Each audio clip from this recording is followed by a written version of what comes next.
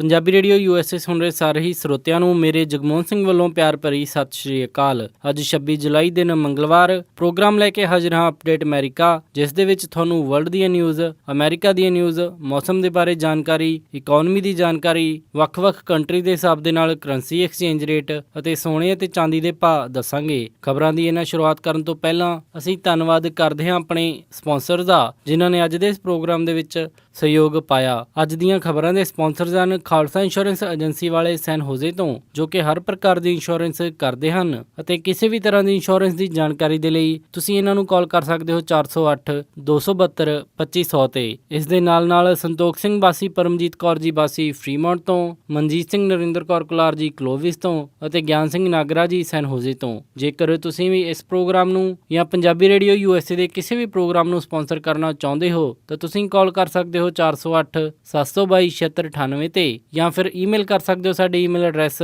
info@punjabiradiousa.com ਤੇ। ਹੁਣ ਵਧਦੇ ਹਾਂ ਜੀ ਅੱਜ ਦੀ ਪਹਿਲੀ ਖਬਰ ਵੱਲ। ਡੈਮੋਕ੍ਰੈਟਿਕ ਪਾਰਟੀ ਦੀ ਨੈਸ਼ਨਲ ਕਨਵੈਨਸ਼ਨ ਦੇ ਅੱਜ ਦੂਸਰੇ ਦਿਨ ਇਤਿਹਾਸ ਰਚਦੇ ਹੋਏ ਡੈਮੋਕ੍ਰੈਟਿਕ ਪਾਰਟੀ ਨੇ ਕਿਸੇ ਵੀ ਪਾਰਟੀ ਦੇ ਵੱਲੋਂ ਚੁਣੀ ਜਾਣ ਵਾਲੀ ਪਹਿਲੀ ਮਹਿਲਾ ਰਾਸ਼ਟਰਪਤੀ ਦੀ ਉਮੀਦਵਾਰੀ ਆਫੀਸ਼ੀਅਲ ਤੌਰ ਦੇ ਉੱਤੇ ਪੱਕੀ ਕਰ ਦਿੱਤੀ। ਅੱਜ ਹੋਈ ਰੋਲ ਕਾਲ ਵੋਟ ਦੇ ਵਿੱਚ ਹਿਲਰੀ ਕਲਿੰਟਨ ਆਫੀਸ਼ੀਅਲ ਤੌਰ ਦੇ ਉੱਤੇ ਡੈਮੋਕ੍ਰੈਟਿਕ ਪਾਰਟੀ ਦੀ ਉਮੀਦਵਾਰ ਚੁਣੀ ਗਈ। ਰੋਲ ਕਾਲ ਵੋਟ ਆਊਟ ਦੇ ਅੰਤ ਦੇ ਵਿੱਚ ਵਰਮੌਂਟ ਤੋਂ ਸੈਨੇਟਰ ਬਰਨੀ ਸੈਂਡਰਜ਼ ਨੇ ਆਪਣੀ ਸਪੋਰਟ ਹਿਲਰੀ ਕਲਿੰਟਨ ਨੂੰ ਦਿੰਦੇ ਹੋਏ ਆਪਣੀ ਕੈਂਪੇਨ ਨੂੰ ਸਮਾਪਤ ਕਰ ਦਿੱਤਾ। ਬਰਨੀ ਸੈਂਡਰਜ਼ ਨੇ ਕਿਹਾ ਕਿ ਉਹ ਆਪਣੀ ਪੂਰੀ ਸਪੋਰਟ ਅਤੇ ਆਪਣੇ ਪੂਰੇ ਡੈਲੀਗੇਟਸ ਦੀ ਸਪੋਰਟ ਹਿਲਰੀ ਕਲਿੰਟਨ ਨੂੰ ਦੇ ਰਹੇ ਹਨ। ਹਿਲਰੀ ਕਲਿੰਟਨ, ਜੋ ਕਿ 2008 ਦੇ ਵਿੱਚ ਪਹਿਲਾਂ ਫੇਵਰੇਟ ਮੰਨੀ ਜਾ ਰਹੀ ਸੀ, ਪਰ ਬਾਅਦ ਦੇ ਵਿੱਚ ਰਾਸ਼ਟਰਪਤੀ ਬਰਾਕ ਓਬਾਮਾ ਡੈਮੋਕ੍ਰੈਟਿਕ ਪਾਰਟੀ ਦੇ ਉਮੀਦਵਾਰ ਚੁਣੇ ਗਏ ਅਤੇ ਉਹਨਾਂ ਨੇ ਅਮਰੀਕਾ ਦੇ ਪਹਿਲੇ ਬਲੈਕ ਪ੍ਰੈਜ਼ੀਡੈਂਟ ਬਣਨ ਦਾ ਰਿਕਾਰਡ ਕਾਇਮ ਕੀਤਾ।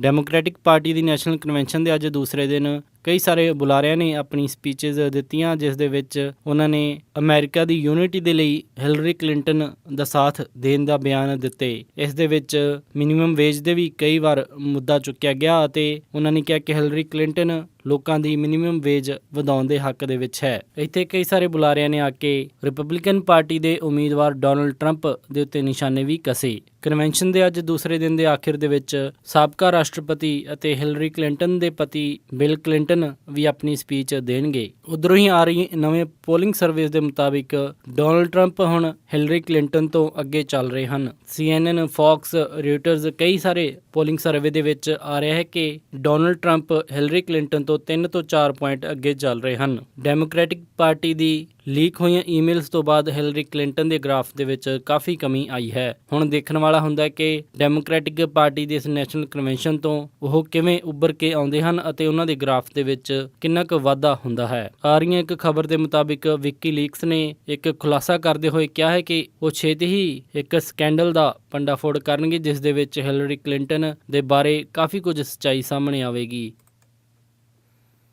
ਸੋਮਾਲੀਆ ਦੇ ਇੱਕ ਏਅਰਪੋਰਟ ਤੇ ਹੋਏ ਆਤਮਘਾਤੀ ਬੰਬ ਧਮਾਕੇ ਦੇ ਵਿੱਚ 12 ਲੋਕਾਂ ਦੀ ਮੌਤ ਹੋ ਗਈ ਹੈ। ਸੋਮਾਲੀਆ ਦੇ ਸ਼ਹਿਰ ਮੋਗਾਡਿਸ਼ੂ ਦੇ ਏਅਰਪੋਰਟ ਦੇ ਉੱਤੇ ਹੋਏ ਇਸ ਧਮਾਕੇ ਦੇ ਵਿੱਚ 12 ਲੋਕਾਂ ਦੀ ਮੌਤ ਹੋਈ ਹੈ ਤੇ ਇਸ ਦੀ ਜ਼ਿੰਮੇਵਾਰੀ ਅਲ ਸ਼ਬਾਬ ਅੱਤਵਾਦੀ ਗਰੁੱਪ ਨੇ ਲਈ ਹੈ। ਸਰਕਾਰੀ ਬੁਲਾਰੇ ਅਬਦੀਫਤਾ ਉਮਰ ਨੇ ਸੋਮਾਲੀ ਨੈਸ਼ਨਲ ਨਿਊਜ਼ ਏਜੰਸੀ ਨੂੰ ਦੱਸਿਆ ਕਿ ਇਸ ਹਮਲੇ ਦੇ ਵਿੱਚ ਮਰਨ ਵਾਲਿਆਂ ਤੋਂ ਇਲਾਵਾ 19 ਹੋਰ ਲੋਕ ਜ਼ਖਮੀ ਹੋਏ ਹਨ ਅਤੇ ਮਰਨ ਵਾਲਿਆਂ ਦੇ ਵਿੱਚ ਸਿਕਿਉਰਿਟੀ ਫੋਰਸਿਸ ਅਤੇ ਪ੍ਰਾਈਵੇਟ ਸਿਕਿਉਰਿਟੀ ਗਾਰਡਸ ਦੇ ਜਵਾਨ ਵੀ ਸ਼ਾਮਿਲ ਹਨ। ਅਲ ਸ਼ਬਾਬ ਅੱਤਵਾਦੀ ਗਰੁੱਪ ਨੇ ਪਿਛਲੇ ਸਾਲ ਕੀਨੀਆ ਦੇ ਵਿੱਚ ਇੱਕ ਬੰਬ ਬਲਾਸਟ ਕਰਦੇ ਹੋਏ 150 ਲੋਕਾਂ ਨੂੰ ਮਾਰ ਦਿੱਤਾ ਸੀ। ਅਲ ਸ਼ਬਾਬ ਨੂੰ ਅਮਰੀਕਾ ਦੁਆਰਾ 2008 ਦੇ ਵਿੱਚ ਅੰਤਰਰਾਸ਼ਟਰੀ ਅੱਤਵਾਦੀ ਗਰੁੱਪ ਘੋਸ਼ਿਤ ਕੀਤਾ ਗਿਆ ਸੀ।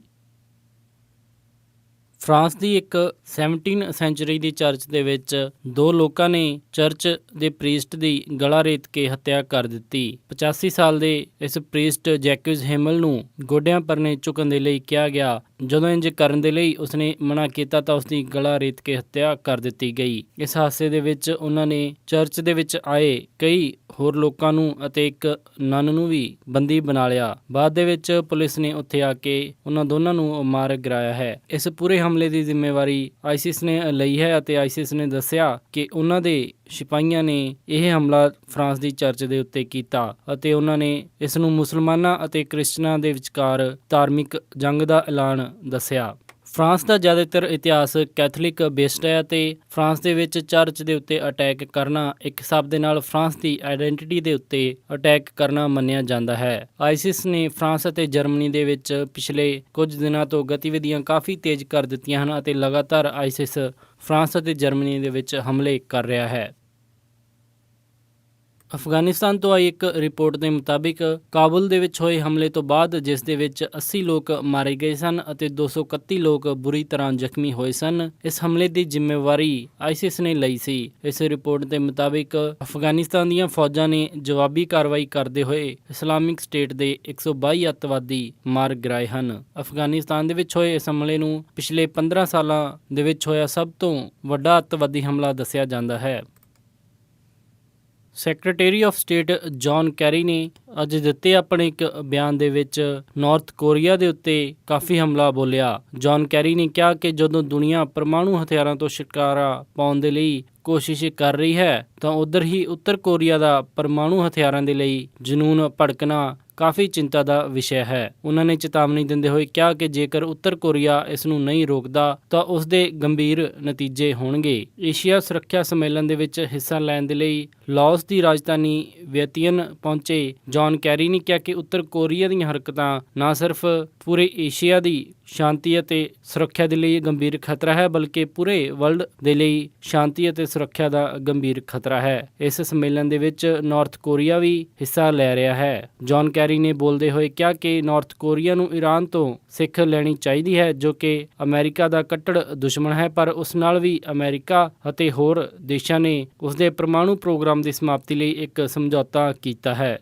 ਉਹਨਾਂ ਨੇ ਈਰਾਨ ਦੀ ਉਦਾਹਰਣ ਦਿੰਦੇ ਹੋਏ ਕਿਹਾ ਕਿ ਸ਼ਕਤੀਸ਼ਾਲੀ ਅਤੇ ਵਿਕਸਿਤ ਦੇਸ਼ ਈਰਾਨ ਨੇ ਵੀ ਫੈਸਲਾ ਕੀਤਾ ਹੈ ਕਿ ਉਹ ਆਪਣੇ ਉੱਪਰ ਲੱਗੀਆਂ ਆਰਥਿਕ ਪਾਬੰਦੀਆਂ ਨੂੰ ਹਟਾਉਣ ਦੇ ਲਈ ਪਰਮਾਣੂ ਹਥਿਆਰਾਂ ਦੀ ਦਿਸ਼ਾ ਦੇ ਵਿੱਚ ਨਹੀਂ ਵਧੇਗਾ। ਉੱਧਰ ਹੀ ਉੱਤਰ ਕੋਰੀਆ ਦਾ ਕਹਿਣਾ ਹੈ ਕਿ ਅਮਰੀਕਾ ਦੇ ਖਤਰੇ ਤੋਂ ਨਜਿੱਠਣ ਦੇ ਲਈ ਉਹਨਾਂ ਨੂੰ ਪਰਮਾਣੂ ਹਥਿਆਰਾਂ ਦੀ ਲੋੜ ਹੈ। ਅਮਰੀਕਾ ਦੇ ਤਕਰੀਬਨ 28,500 ਟਰੂਪਸ ਸਾਊਥ ਕੋਰੀਆ ਦੇ ਵਿੱਚ ਤੈਨਾਤ ਹਨ ਜੋ ਕਿ ਨਿਯਮਿਤ ਤੌਰ ਦੇ ਉੱਤੇ ਸਾਊਥ ਕੋਰੀਆ ਦੀਆਂ ਫੌਜਾਂ ਦੇ ਨਾਲ ਅਭਿਆਸ ਕਰਦੇ ਹਨ। ਨਾਰਥ ਕੋਰੀਆ ਨੇ ਇਹ ਮੰਗ ਕੀਤੀ ਹੈ ਕਿ ਅਮਰੀਕਾ ਸਾਊਥ ਕੋਰੀਆ ਦੇ ਵਿੱਚੋਂ ਆਪਣੀ ਫੌਜ ਹਟਾਏ ਤਾਂ ਉਹ ਵੀ ਕੁਝ ਸੋਚ ਸਕਦੇ ਹਨ।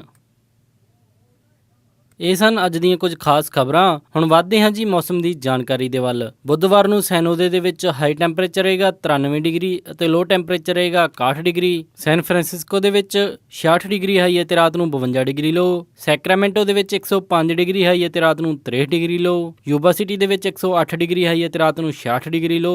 ਸਟਾਕਟਨ ਦੇ ਵਿੱਚ 107 ਡਿਗਰੀ ਹਾਈ ਅਤੇ ਰਾਤ ਨੂੰ 64 ਡਿਗਰੀ ਲੋ। ਟ੍ਰੇਸੀ ਦੇ ਵਿੱਚ 107 ਡਿਗਰੀ ਹਾਈ ਅਤੇ ਰਾਤ ਨੂੰ 66 ਡਿਗਰੀ ਲੋ। ਮੋਡੈਸਟੋ ਦੇ ਵਿੱਚ 109 ਡਿਗਰੀ ਹਾਈ ਅਤੇ ਰਾਤ ਨੂੰ 70 ਡਿਗਰੀ ਲੋ।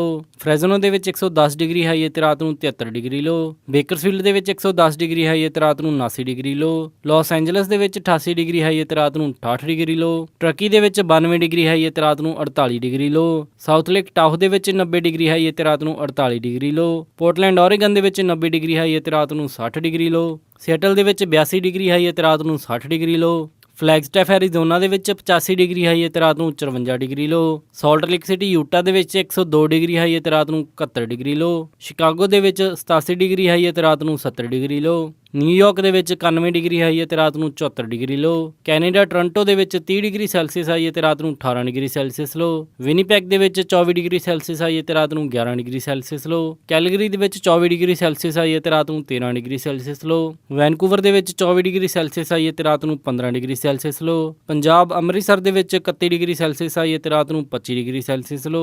ਮੈਲਬਰਨ ਆਸਟ੍ਰੇਲੀਆ ਦੇ ਵਿੱਚ 12 ਡਿਗਰੀ ਸੈਲਸੀਅਸ ਹਾਈ ਅਤੇ ਰਾਤ ਨੂੰ 8 ਡਿਗਰੀ ਸੈਲਸੀਅਸ ਲੋ। ਲੰਡਨ ਦੇ ਵਿੱਚ 22 ਡਿਗਰੀ ਸੈਲਸੀਅਸ ਹਾਈ ਅਤੇ ਰਾਤ ਨੂੰ 14 ਡਿਗਰੀ ਸੈਲਸੀਅਸ ਲੋ। ਬਰਲਿਨ ਦੇ ਵਿੱਚ 26 ਡਿਗਰੀ ਸੈਲਸੀਅਸ ਹਾਈ ਅਤੇ ਰਾਤ ਨੂੰ 15 ਡਿਗਰੀ ਸੈਲਸੀਅਸ ਲੋ ਅਤੇ ਪੈਰਿਸ ਦੇ ਵਿੱਚ 24 ਡਿਗਰੀ ਸੈਲਸੀਅਸ ਹਾਈ ਅਤੇ ਰਾਤ ਨੂੰ 17 ਡਿਗਰੀ ਸੈਲਸੀਅਸ ਲੋ ਰਹੇਗਾ ਜੀ। ਇਹ ਸੀ ਜੀ ਮੌਸਮ ਦੀ ਜਾਣਕਾਰੀ। ਹੁਣ ਵੱਧਦੇ ਹਾਂ ਜੀ ਸਟਾਕ ਮਾਰਕੀਟ ਦੀ ਇਨਫੋਰਮੇਸ਼ਨ ਦੇ ਵੱਲ। ਮੰਗਲਵਾਰ ਨੂੰ ਕਲੋਜ਼ਿੰਗ ਦੇ ਸਮੇਂ ਡਾਓ ਜੋਨਸ 19 ਅੰਕਾਂ ਦੀ ਗਿਰਾਵਟ ਦੇ ਨਾਲ 18,473.75 ਤੇ ਬੰਦ ਹੋਇਆ। ਨੈਸਡੈਕ 12 ਅੰਕ ਵੱਧ ਕੇ 5110.05 ਤੇ ਬੰਦ ਹੋਇਆ। S&P 2169.18 ਤੇ ਬੰਦ ਹੋਇਆ। ਵਿਲਸ਼ਰ 5000 21 ਅੰਕ ਵੱਧ ਕੇ 22,498.11 ਤੇ ਬੰਦ ਹੋਇਆ ਅਤੇ ਅੱਜ ਦਾ ਸਭ ਤੋਂ ਮਸ਼ਹੂਰ ਸਟਾਕ ਕੀਲੈਡ ਸਾਇੰਸਿਸ ਦਾ ਰਿਹਾ ਜਿਸ ਦੀ ਕੀਮਤ 80.98 ਰਹੀ। ਕਰੰਸੀ ਐਕਸਚੇਂਜ ਰੇਟ ਦੇ ਵਿੱਚ ਇੱਕ US ਡਾਲਰ ਦੀ ਕੀਮਤ ਰਹੀ 67 ਰੁਪਏ 30 ਪੈਸੇ, ਇੱਕ ਕੈਨੇਡੀਅਨ ਡਾਲਰ ਦੀ ਕੀਮਤ ਰਹੀ 51 ਰੁਪਏ 11 ਪੈਸੇ, ਇੱਕ ਬ੍ਰਿਟਿਸ਼ ਪਾਉਂਡ ਦੀ ਕੀਮਤ ਰਹੀ 88 ਰੁਪਏ 46 ਪੈਸੇ,